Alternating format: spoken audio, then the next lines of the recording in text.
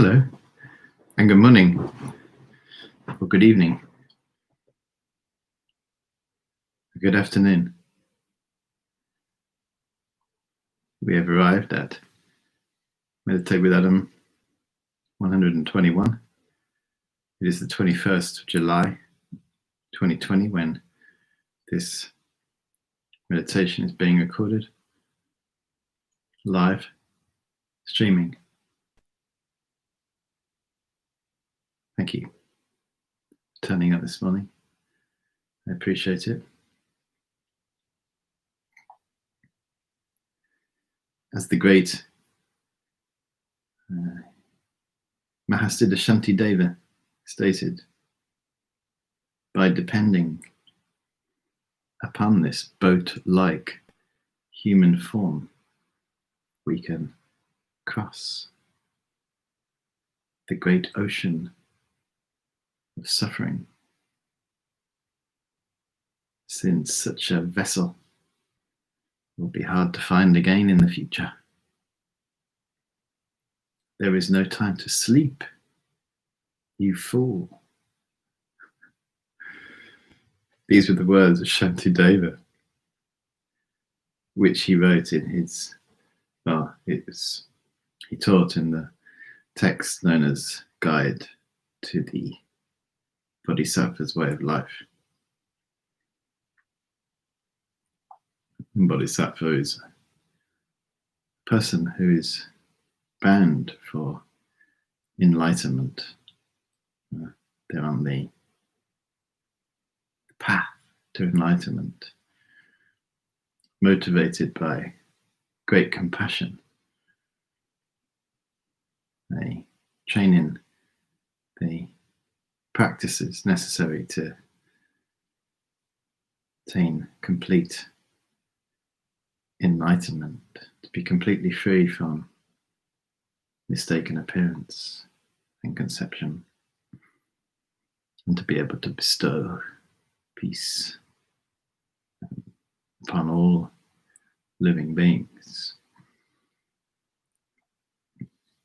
So Shantideva said, by depending upon this boat-like human form, we can cross the great ocean of suffering, since such a vessel would be hard to find again. There is no time to sleep, you fool. Who's the fool? Well, when this text, these teachings, he stated that he's actually talking to himself. Yeah. Talking to himself, to encourage himself.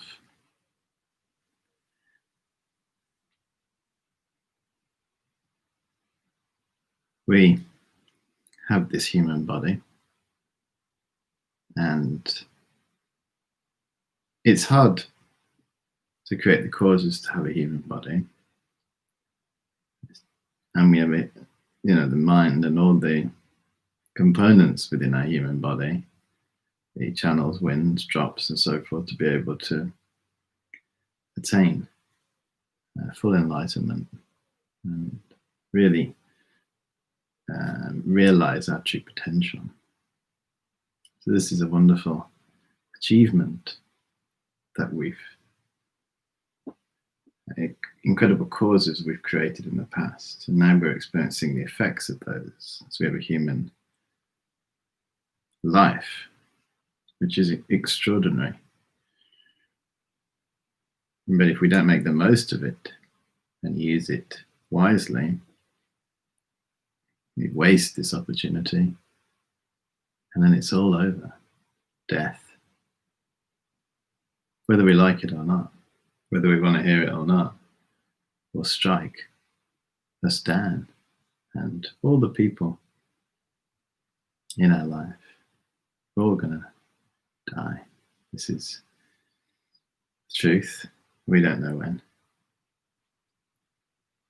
But while we have this human life, we have the opportunity to really make the most of it,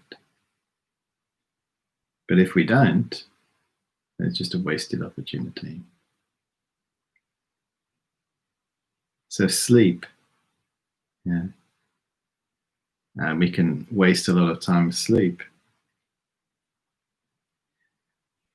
If you know how to, of course, you can transform your sleep into meditation using subtle mindfulness, according to the meditation texts. But if we don't know how to do that when we sleep, if we oversleep, for example, just wasting our life. Attachment to sleep is another obstacle. I can't beat lying in bed.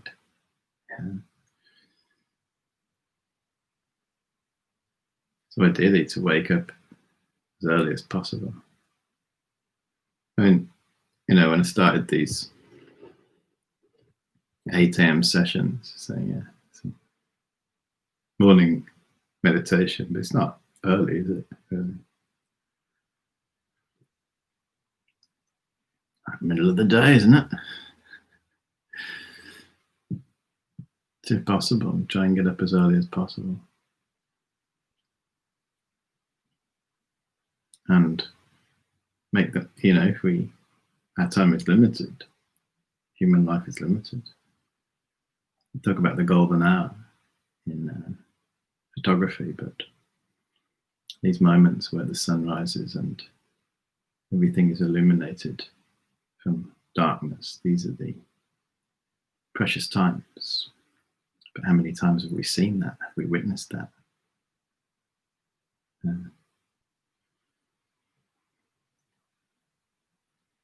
We appreciate that we have this human life and intend to make the most of it, not to waste it.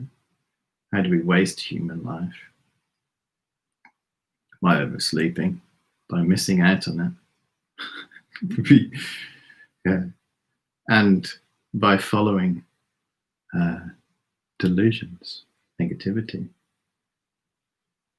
feeling sorry for ourselves, and thinking about me all the time. Yeah, what about me? The way to make our life meaningful, flip that around. What about you? Instead of thinking about what's wrong, think about what's right. And reutilize the power of this human life and human mind as opposed to wasting it. And use it for its greatest potential, which is, of course, reflection, contemplation. We don't have to live like an animal, following animalistic desires. We have the capacity to transcend those if we train our mind. When we have a reaction, we don't have to follow that. We don't have to believe that. We can train our mind to not be able to do that, to not follow distraction and delusion. This is one of the characteristics of human mind, to be able to do this, to have insight. When a thought arises, not to immediately follow through with it and act upon it. For example, feeling bored and then immediately going for our phone. We don't have to follow through with that. We can see the boredom arising, like the cloud in the sky, and then let it drop. And then the boredom disappears, because the boredom is a state of mind, not an experience, not an external phenomena. And as a consequence, we don't need to distract ourselves away from it. Nobody wants to feel uncomfortable. And one basic approach to not feeling comfortable is to distract ourselves away from the feeling. But it doesn't work because the feeling is still there. And eventually we have to come back to the feeling. And then we have to distract ourselves again and get more and more sophisticated distractions to get away from these unpleasant feelings. But the feelings are still there.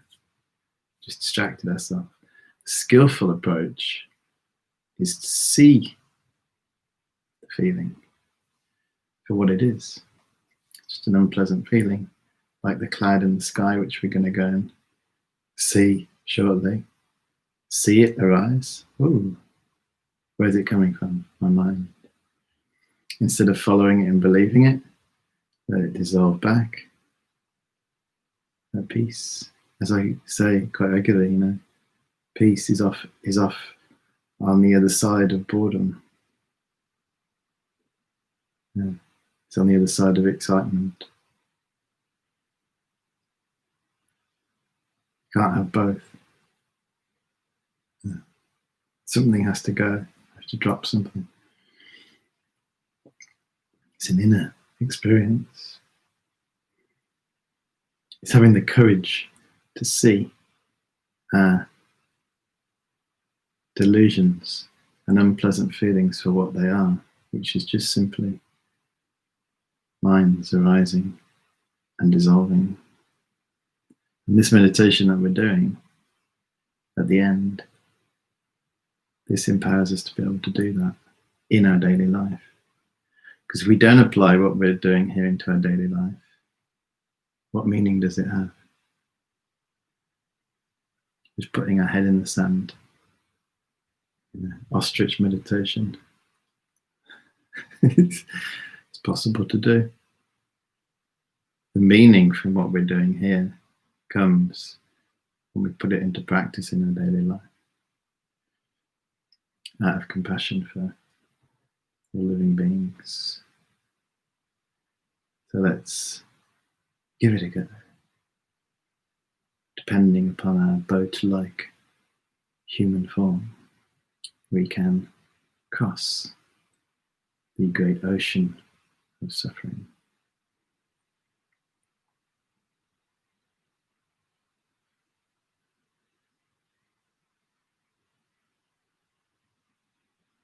Bringing our attention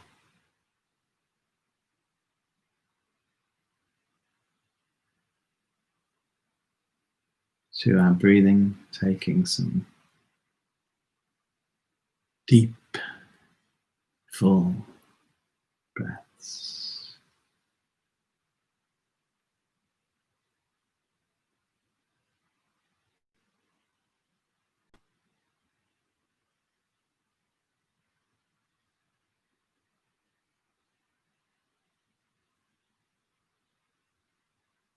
Holding our breath and releasing it in our own time.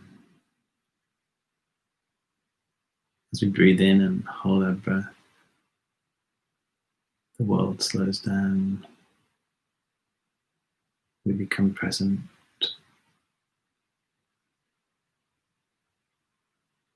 We could have been rushing around, but no. We've stopped that. We've given ourselves this opportunity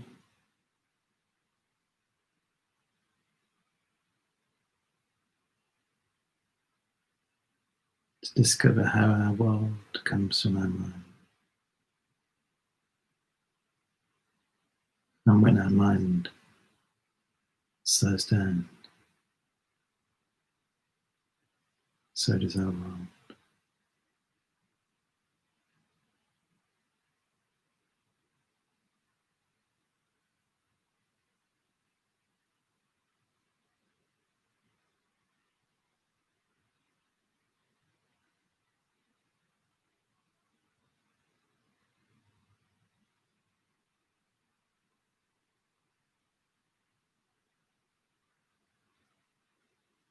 And we set our great intention of compassion, training in meditation,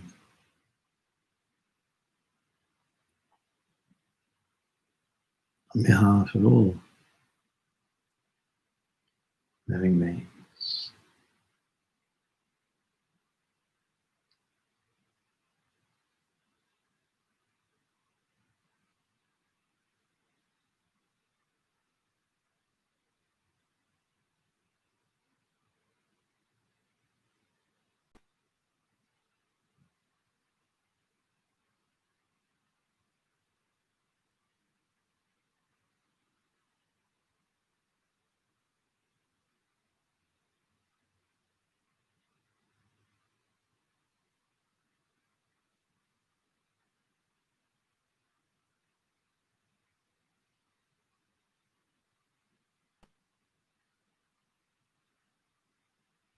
Our heart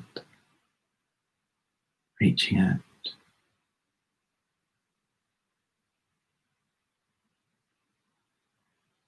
to others.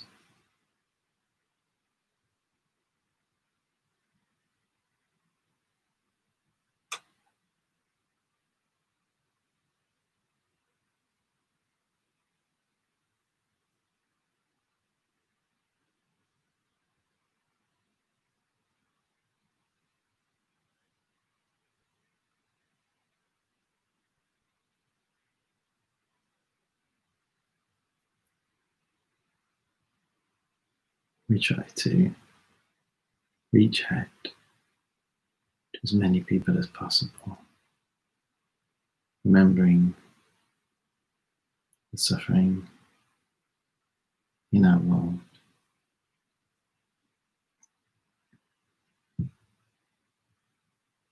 Right now, as we're sitting here,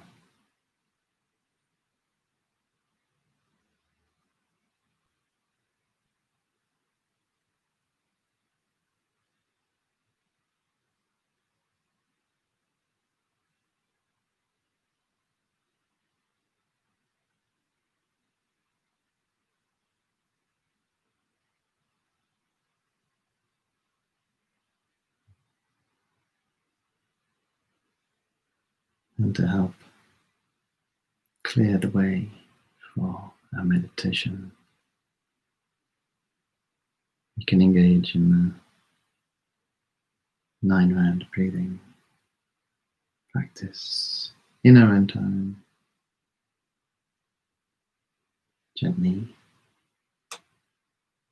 releasing blockages in our body and mind.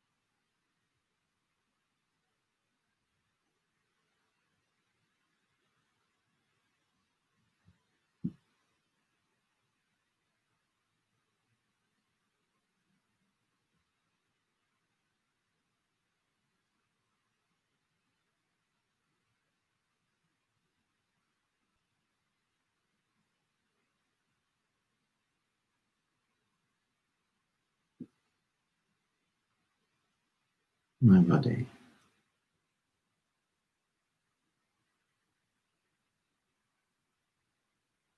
like a mountain.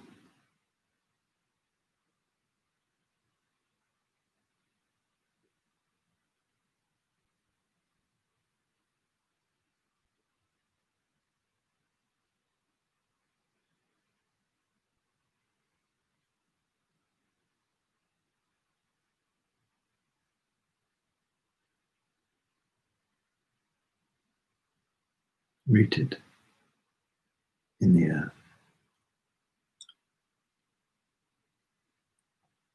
All the tightness and tension drains into the earth. All the nervous energy, all the busyness drains into the earth.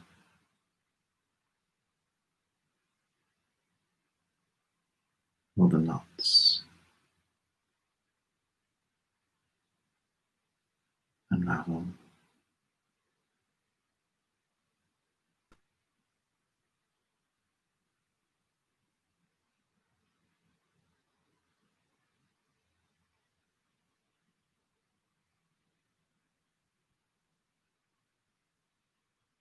The blissful breath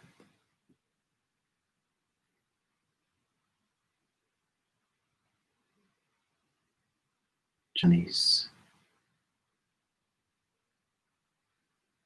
effortlessly around the body.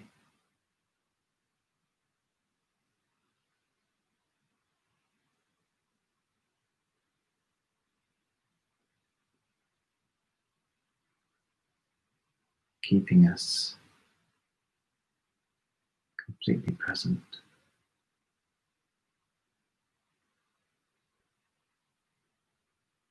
and throughout the entire meditation. The breath is always on hand to guide us in.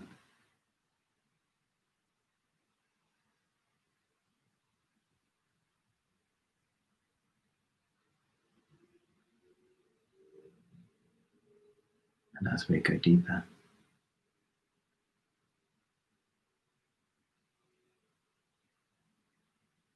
the mind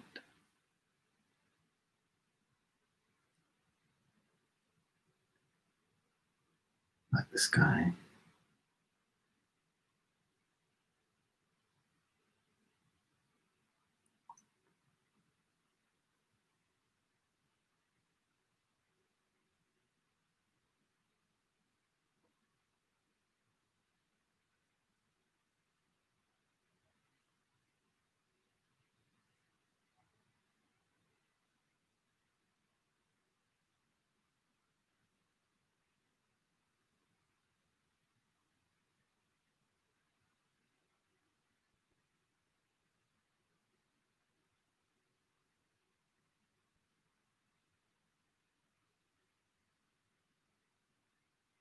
clear without boundary.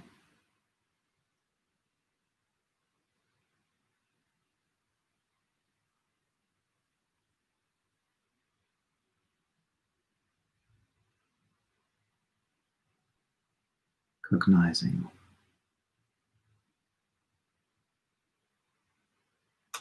knowing,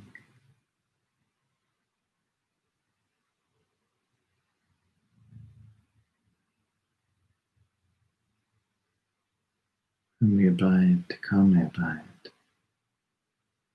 in this luminous space.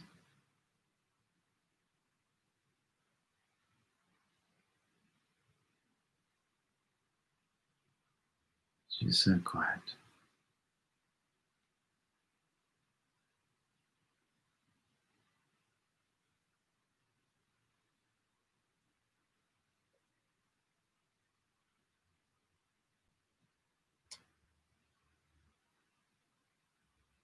thoughts.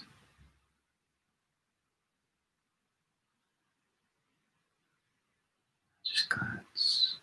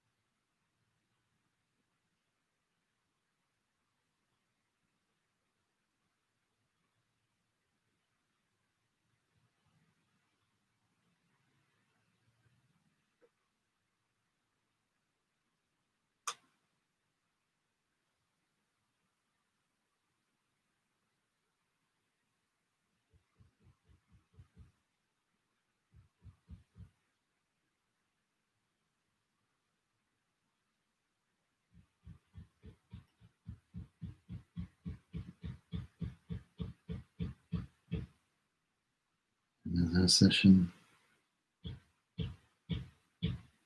draws to a close,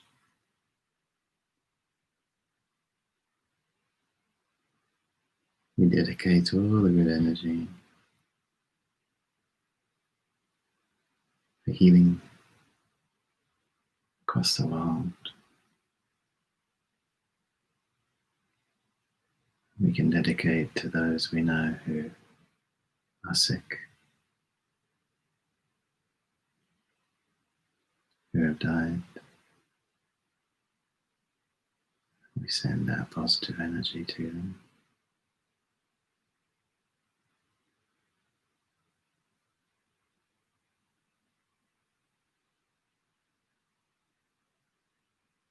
We dedicate so we can continue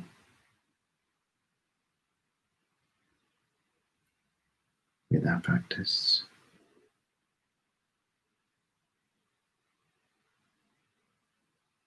Make the most of this human life.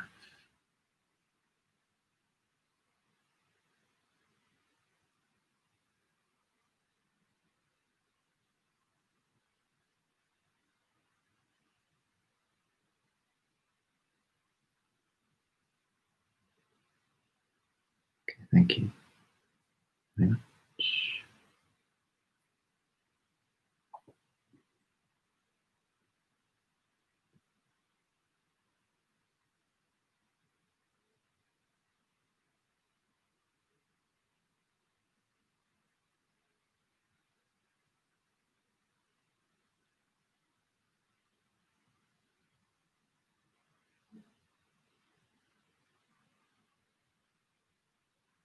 Thank you. I wish you a wonderful day ahead, and we'll be back hopefully, or being one, tomorrow morning at 8 a.m.